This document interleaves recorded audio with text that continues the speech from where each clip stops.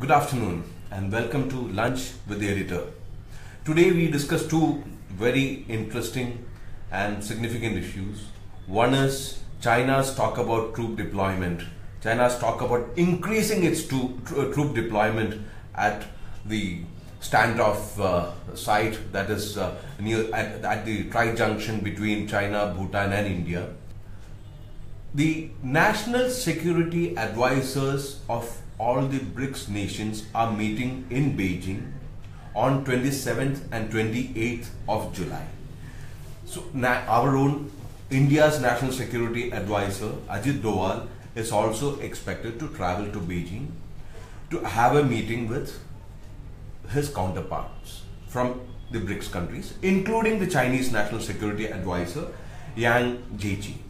So in this context, before the two national security advisors meet at Beijing, before this high level, one could even say summit meeting, high level, I mean not exactly heads of government, but two NSAs, very high level meeting.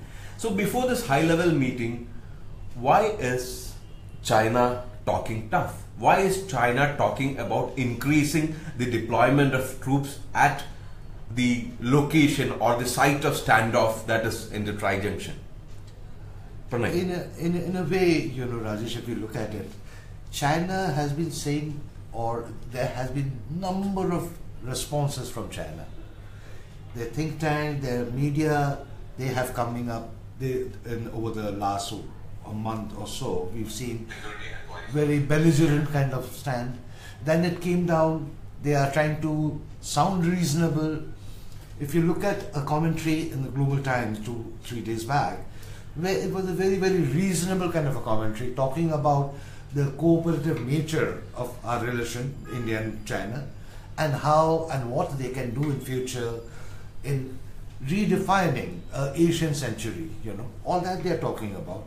But again, 2 days later, you see the defense ministry spokesman talking about we can also increase our troops there, and we can increase the troops, we can increase the deployment of our troops there, we can start our exercises there, we can raise the temperature, we can almost talking about a war-like situation or even war. Yes, this is something what we have been discussing. I mean, even earlier we've discussed on this particular issue, whether there will be a war, whether there's going to be an armed confrontation between the two sides. Again, I mean, what we have stressed even during those discussions, that let's not hope that it's going to be a war, let's not hope that it's going to be an armed confrontation, because nobody knows once you start something like this where it ends up, It's easy to start a war perhaps, but there are a number of other factors which come in and they are not in your control.